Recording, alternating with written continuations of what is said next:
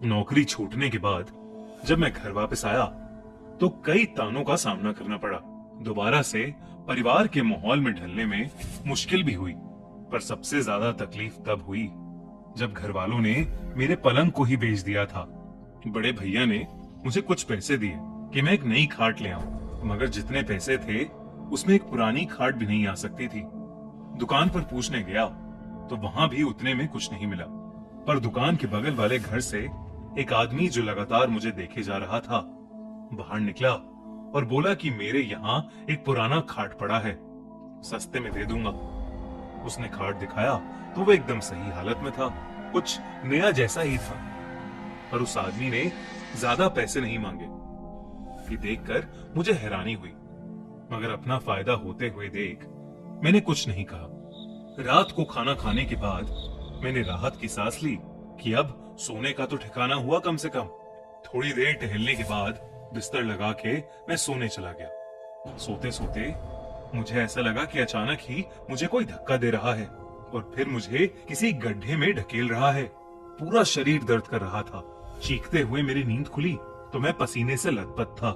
मुझे लगा कि कोई बुरा सपना होगा तो मैं दोबारा सोने लगा, लेकिन खाट पर लेटते ही मुझे ऐसा लगा कि कोई मेरे कंधों को जकड़े हुआ है और मेरे पैरों को किसी ने पकड़ लिया है। दोबारा से मेरा पूरा शरीर दर्द करने लगा। मैं चाहकर भी उठ नहीं पा रहा था। हैरत की बात तो ये थी कि ये कोई सपना नहीं था, सच में कोई मेरे शरीर को जकड़े हुआ था। मेरी चीख सुन सभी घरवाले वहां फौरन आ गए और उतने में ही ये सब अजीब चीजें भी रुक गईं। बुरा सपना था ये बोलकर उन्होंने फिर से सो जाने को बोला, पर खाट पर दोबारा बैठने की अब मेरी हिम्मत ही नहीं थी। वो रात मैंने जमीन पर ही गुजारी, पर अगले दिन मुझे लगा कि शायद जो कल रात हुआ वो सब मेरा एक वहम था। खुद को समझाते हुए मैं अगली रात फिर उसी खाट पर सोया। कुछ देर तो मुझे नींद ही नहीं आई। फिर जब कुछ देर तक कोई भी अजीब चीज नहीं हुई तो मेरी आंख लग गई। पर आधी रात में एक बार फिर मुझे लगा कि कोई मेरे शरीर को पीछे की ओर खींच रहा है। मैं आगे बढ़ ही नहीं पा रहा था क्योंकि मेरे पैरों को जैसे किसी ने जंजीरों से बांध रखा था। फिर मुझे वैसा ही शरीर को झकझोर देने वाला दर्द हुआ। मैं चीखता, इससे पहले ही मुझे एक आवाज सुनाई दी। एक बूढ़ी औरत की आवाज गुस्से से भरी हुई। मेरी जगह पर आखिर क्यों आए तुम? ये मेरा बिस्तर है, निकल जाओ यहाँ से, जाओ यहाँ से। बहुत देर तक ये आवाज मेरे आसपास भटकती ही रही। फिर इतना पास आ गई कि लगा मेरे दिमाग से ही निकल रही हो, ना कि बाहर से। शरीर के साथ साथ अब मेरा सर भी फटा जा रहा था। तब अचानक मुझे लगा कि मेरी माँ मुझे बुला रही हैं। उनकी आवाज से मेरी नींद ही टूट गई। मैं जब उठा तो पसीनों से लथपथ था। मेरी माँ मेरे पास खड़ी थी और वो बुरी तरह से घबरा रही थी। जब मैंने अपने पैरों को देखा तो मेरे पैरों पर रस्सी और खरोचों के निशान दिखे तो मैं भी चौंक उठा। मैं समझ गया कि जो मैं महसूस कर रहा था वो कोई सपना नहीं था। सुबह होते ही मैंने उस खाट को उठाया और बाहर फेंक आया। कुछ देर बाद वो वहां था ही नहीं। जरूर ही कोई उसे उठाकर कहीं ले गया होगा। अगली रात भी मैंने जमीन पर गुजारी, लेकिन उस खाट का ख्याल मुझे सोने ही नहीं दे रहा था। थोड़ी बहुत नींद लेकर सुबह उठा। दोस्तों, 2015 में इंडिया में एक ऐसा केस बाहर आया जिसमें स्टार प्लस के हेड पीटर और उनकी वाइफ इंद्राणी को कर लिया गया अरेस्ट। पुलिस के अकॉर्डिंग इंद्राणी और पीटर ने मिलकर इंद्राणी की बहन शीना बोरा का मर्डर किया था।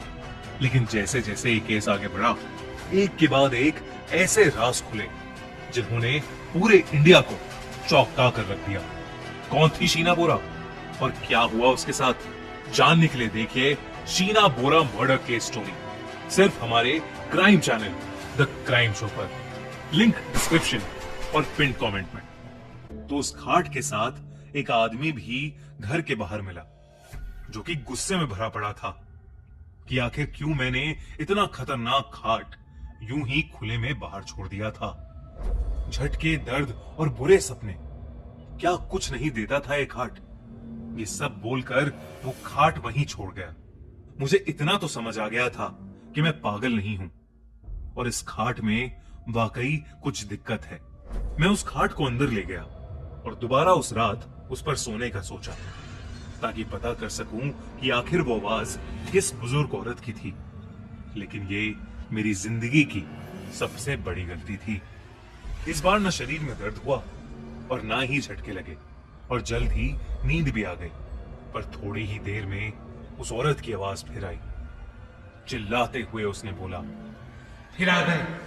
आखिर क्यों मुझे चैन से सोने नहीं देते? ये मेरी सोने की जगह है, जाओ यहां से।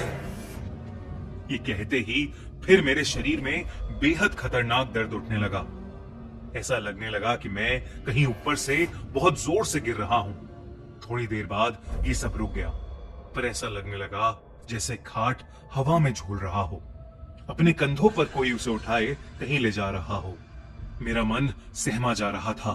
डर ने जैसे चारों ओर से मुझे घेर लिया था। मैं नींद में था, फिर भी सब महसूस कर पा रहा था। अचानक मेरी सांसें घुटने लगी। मैंने सर दोबारा नीचे करके देखा तो खाट के चारों ओर आग लगी थी। मैंने चिल्लाने की कोशिश की, मगर गले से आवाज ही नहीं निकल रही थी। लेकिन उसके कुछ ही पल बाद मेरे हाथ और पैर अचानक आजाद हो गए। मैं तुरंत उठकर बैठा, लेकिन मैंने जो देखा उससे मेरे रोंगटे खड़े हो गए। एक डरावनी सी बूढ़ी औरत मेरे ठीक सामने बैठी थी। उसे देखते ही मैं चिल्ला उठा और मेरी नींद टूट गई। हाफते हुए मैं चारों ओर देखने लगा, पर सब कुछ एकदम नॉर्मल था। बस मेरे पूरे शरीर पर घाव थे। मैं समझ चुका था कि ये किसी बूढ़ी औरत के सोने की जगह थी, जो शायद अब इस दुनिया में नहीं है, लेकिन फिर भी उसे यहीं सोना पसंद है। अगली सुबह मैं वो खाट दोबारा उस आदमी को दे आया जिससे इसे खरीदा था। उसे इन सब चीजों के बारे में बताया तो ये मालूम हुआ कि उसकी मां ने कुछ ही दिन पहले इस खाट पर दम तोड़ा था। उसके बाद से वो खाट उसने अपने कमरे में ही खाली पड़े रहने दी, ताकि उसकी मां अब चैन से सो सके। खैर जो भी हो, मैं उस पुरानी खाट के भयानक एक्सपीरियंस को कभी नहीं भूल